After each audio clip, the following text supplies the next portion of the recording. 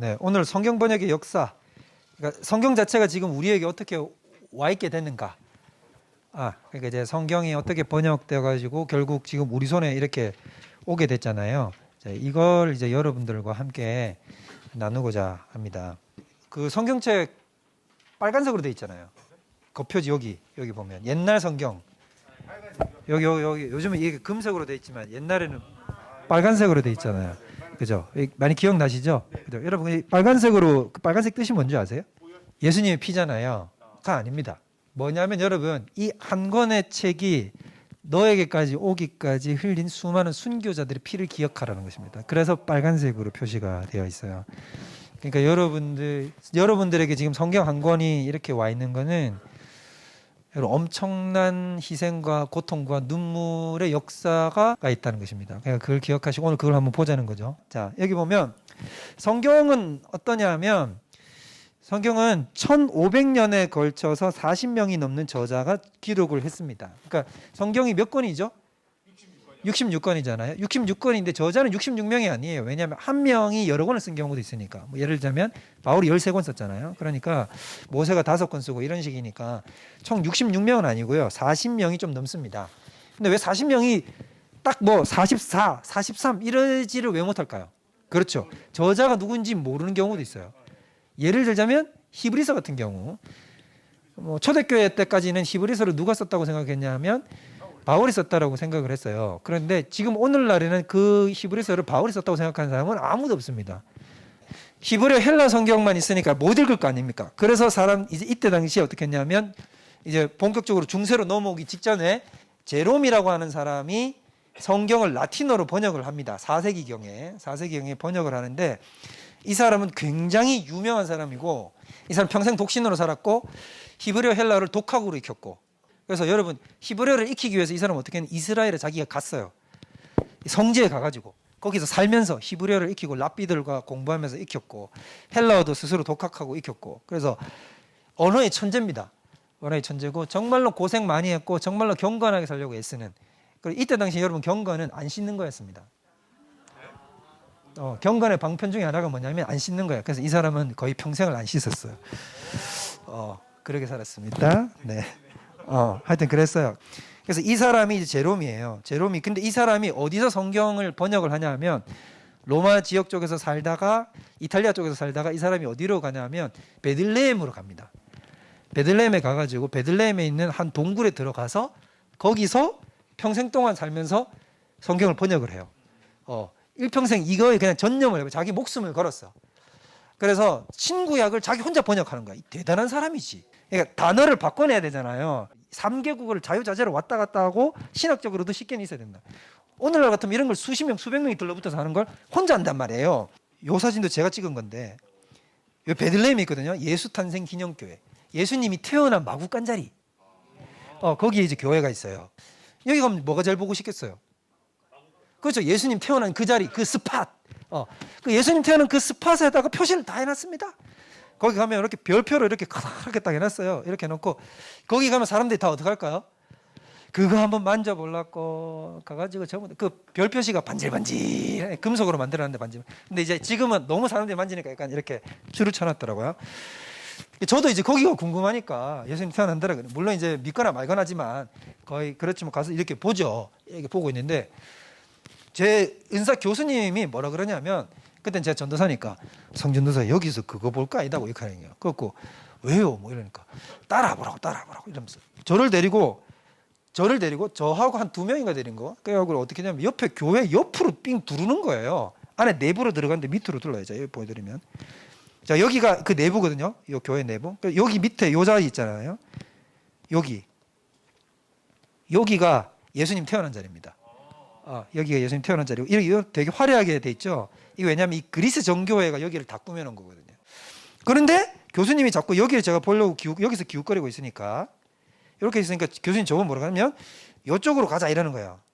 그래서 이쪽으로 되게 여기 와서 꼭 봐야 되는 곳이 있다. 그래서 예 알겠습니다 갔어요. 그래서 옆으로 가니까 이런 지하 통로가 나오는 거야. 무슨 해리포터 같죠? 그래서 요렇게 계단 내려와가지고 요렇게 들어가는 거죠. 여기 뭔가 이렇게 얘기하면 여기는 아는 사람만 가는 곳이요. 여기가 바로 어디냐면 이 장소가 제롬이 있던 장소였어요. 제롬이 성경 번역하던 그 장소가 바로 여기인 거죠. 그러니까 이 교회 지하에다가 자기가 이제 거처를 마련하고 있었던 거죠. 그래서 가면은 제롬이 있었던 곳이라고 이렇게 이렇게 부조 조각들이 되어 있습니다. 제롬은 너무 여기에 열심을 낸 나머지 나중에 눈이 멀어요. 성경 번역을 하다가 눈이 좋아지지 않아서 눈이 멀어버리죠. 일평생 이 성경 번역을 위해서 자신의 모든 걸 걸었던 사람입니다. 그래서 여기 보면 이렇게 표시가 붙어 있는데 여기 이제 라틴어인데 무슨 말이냐면 올림 로쿠스, 이게 오래된 옛 장소다 이 말이에요. 옛 장소인데 성 히에로니무스가 여기 있었다. 히에로니무스가 제롬의 다른 이름이거든요. 원래 본래 이름이에요. 히에로니무스가 있었던 사람인데 이 사람은 어떤 사람이냐? 프레스비테리 장로, 교회의 장로이며 에트 그리고 에클레시아 독트리우스, 이게 무슨 말이냐면 교회의 박사다. 뭐 여러분은 별 감동이 없을지 모르겠는데 가톨릭 교회가 박사칭호를 붙인 사람은 5손가락 안에 들어갑니다. 기독교 역사 가운데 독트리스라고 붙여준 사람은 몇 없어요. 제롬, 그 다음에 토마스 아퀴나스 정도입니다. 그 다음에 어거스틴 정도, 이 정도 사람들한테만 독트리스라고 붙여줘요. 그러니까 이 사람은 교회사에서 인정하는 거의 최고급 지성인 사람인 거죠. 이 성경이 이제 그럼 라틴어로 번역이 됐고, 라틴어로 번역되고 난 다음에 아까 종교개혁 때의 그 성경 번역에 대해서는 제가 얘기했죠. 이제 원문전이 발굴되고 히브리어, 헬라어들이 이제 되고 나서 이제 어떤 운동이 일어났냐 하면 아까 제가 얘기했던 원전 성경을 읽고 이제 자기들이 이제 그거 대신 이제 자기 나라 말로 성경을 바꾸려고 하는 사람들이 등장을 하기 시작했는데 그 중에 대표적인 주자가 바로 존 위클리프 같은 사람입니다. 그래서 이 사람은 자연과학 교수예요. 자연과학 교수인데 신학을 자기가 공부를 했죠. 옛날에는 이런 분들이 되게 많았어요. 자연과학을 하고 의학이나 하는데 또 어떻게 했냐면 신학을 하시는 분들. 루터와 칼빈 이전의 분들이에요. 그러니까 종교개혁이 본격적으로 일어나기 전에 계셨던 분들이죠. 그래서 이런 분들을 뭐라고 부르냐면 종교개혁의 샛별, 종교개혁의 해가 뜨기 전에 종교개혁적 사상을 가졌던 분들이라는 거죠. 그래서 존 위클리프의 사상은 뭐냐면 모든 권위는 하나님으로부터 나오고 모든 권위 중 유일한 최고의 권위는 성경이다. 이때 당시 너무 혁신적인 사상을 얘기하는 거죠. 스스로 성경을 읽었기 때문에 이런 생각을 가질 수 있는 거예요. 성경만이 유일한 권위고 따라서 성경 교황도 성경을 뜻대로 하지 않으면 주의 종이 아니다. 정말 이건 당시에 엄청난 파격적인 주장을 하는 겁니다. Scripture in own language. 그러니까 모든 성경은 그들만의 언어로 번역되어야 된다. 가지고 있어야 된다라고 이렇게 혁명적인 주장을 했습니다. 그래서 자기 스스로 어떻게 했냐면 이분은 벌게이트, 아까 얘기했던 제롬이 라틴어로 번역한 그 라틴어 성경을 번역을 한 거예요. 영어로 최초 번역을 했죠. 그러니까 이분은 원전에서부터 영어로 번역은 못했어요. 이분은 아직 히브리 헬라어적인 그게 안 됐고 또 원본을 구할 수 없었기 때문에 그래서 일일이 손으로 성경을 써가지고 영어로 최초 성경 번역을 했고 이걸 위클리프 성경이라고 얘기를 합니다. 아직까지 위클리프 성경이 남아 있습니다. 위클리프가 번역한 성경들이. 그 다음에 이런 운동 때문에 나타났던 게 뭐였냐면 롤라드파라고 하는 사람들이 등장을 해요. 평신도가 성경을 읽고 순회하며 설교하는 운동. 이게 여러분 완전 엄청난 개혁적 운동이죠. 그래서 이런 사람들이 어떻게 했냐면 다니면서 완전 거지처럼 다니는 거죠. 그냥 구걸하면서 나그네처럼 필그림처럼 사는 거예요. 가면서 얻어먹어가면서 그냥 거지 순례를 해가면서 사람들한테 성경 읽고 설교하고 이런 거예요. 평신도 사람들이. 그러니까 이게 가톨릭 교회가 너무 안 좋아해. 그리고 당시에 신앙적 사람들은 뭐라고 얘기를 했냐면 이런 사람들을 롤라드파라고 얘기를 했는데 롤라드라는 말이 뜻이 뭐냐면 네덜란드 말로 중얼거린다는 뜻이에요. 이 사람들은 맨날 뭘 했을까? 그렇죠. 말씀을 중얼중얼 그러면서 다닌 거예요. 그러니까 사람들이 이 사람들 보고 경멸하는 어투로 아유 저 중얼거리는 것들 이렇게 부른 거예요. 그게 롤라드파인 거예요. 이런 사람들이 엄청난 핍박을 받으면서 순교의 제물로 죽어가게 된 거죠. 이분은 천수를 누렸습니다. 1384년에 뇌졸중으로 소천을 했고요. 1415년에 이단 정책으로 불사르게 해가지고 어떻게 했냐면 가톨릭은 절대 가만히 있잖아요. 어떻게 했냐면 땅에서 죽은 사람 시체를 파낸 거예요. 존 위클리프. 시체를 파내가지고 뼈를 파내서 불태워 버렸어요. 근데 여러분 이거 왜 이럴까요?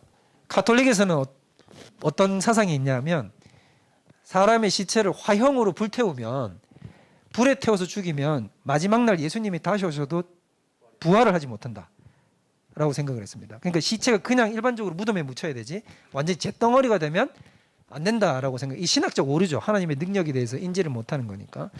그래서 그 사람들 나름의 최고의 저주가 뭐냐면 이 사람을 불에 태워 죽이는 거예요. 그래서 여러분 가톨릭이 그렇게 화형에 집착하는 이유가 그런 신학적 배경에서 나오는 겁니다. 그래서 오직 사람은 믿음으로 거듭나서 구원 얻고 우리의 모든 믿음과 신앙의 근본은 오직 성경이며 우리의 구원은 오직 하나님의 은혜일 뿐 인간 공로가 아니다. 그 다음에 우리는 모든 것을 오직 그리스도에게 둔다. 마지막 우리의 모든 신앙은 하나님께 영광을 돌리기 위한 우리의 행동이다 라는 것을 보여주는 겁니다. 이게 지금 우리가 속해 있는 개혁주의 종교개혁 안에서의 라인이 되게 됩니다.